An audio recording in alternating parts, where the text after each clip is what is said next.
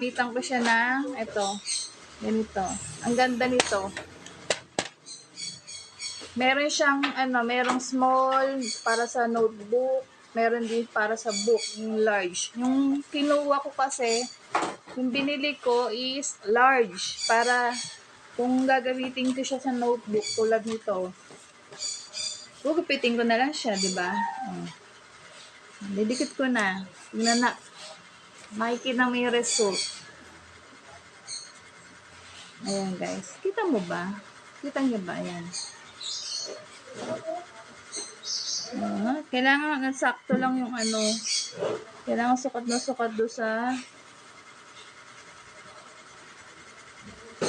yan.